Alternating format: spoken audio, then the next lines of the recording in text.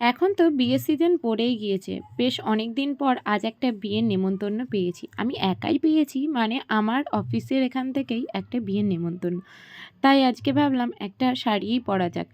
কারণ খুব একটা বিয়েবাড়ির নেমন্তন্ন পাই না, আর যদিও বা পাই তাতে শাড়ি আর পরা হয় না। আর এই কাস্টমাইজ হার কানেরের সেটটা এর সঙ্গে পরবো ভেবেছি। বেস মেকআপটা করে সামান্য একটু আই মেকআপ করেছি। আমার না আই মেকআপটা করতেই বেশি ভালো লাগে। আর চুলটা ছেড়ে দিয়েছি, মাঝখান থেকে বেনি করেছি। সবই কিন্তু আমার রিয়েল চুল দিয়ে। আর এই দেখো শাড়ি পরে আমি কিন্তু রেডি। কেমন লাগছে অবশ্যই জানিও। জানি আমার ক্যামেরার কোয়ালিটিটা খুব একটা ভালো না, তবে যতটা পেরেছি তোমাদের সঙ্গে দেখানোর চেষ্টা করেছি। আর এই কাস্টমাইজ হার কানেরের সেটটা নিতে গেলে এর ভিডিওটা আগেই আছে, তোমরা কিন্তু আমার প্রোফাইলেও যোগাযোগ করতে পারো, অথবা ওর প্রোফাইলটা মেনশন করে দেবো, তুমি ওখানেও কিন্তু যোগাযোগ করতে পারো নিতে চাইলে। তারপরে আমি বেরিয়ে পড়লাম। আমি একাই যাচ্ছি বললাম, কারণ আমার একাই নেমন্তন্ন। আর আমার হাজব্যান্ডকে আমি আর বলিনি যে তুমি চলো, কারণ এটা বাপের বাড়ির দিকেই নেমন্তন্নটা পড়েছে। তো তারপরে আমরা চলে এসেছি, পাশেই ছিল, খুব বেশি দূরে ছিল না। আমরা বিয়েবাড়িতে ঢুকেই প্রথমে গিফটটা দিয়ে নিয়েছি, তারপরেই এখানে সবাই ভিড় করছিল, প্রচুর ভিড়। আর দেখো কি সুন্দর লাগছে দাদা এবং দিদিকে, একদম যেন লক্ষ্মী প্রতিমার মতো। আমার না চোখটা পুরো আটকেই গিয়েছে, এত সুন্দর লাগছে, মুখটা কত মিষ্টি।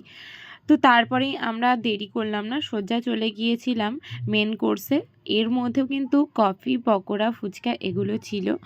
তো মেন কোর্সে গিয়ে আমরাই প্রথম ব্যাচ যারা বসে পড়েছি, কারণ বৌদি বাচ্চা রেখে এসেছে, ছোট বাচ্চা, তাই আর বেশি লেট করিনি। এই যে আমরা এই অফিসের সবাই মিলেই এখানে চলে এসেছি। আর মেন কোর্সে কী কী ছিল চলো তোমাদের সঙ্গে শেয়ার করি।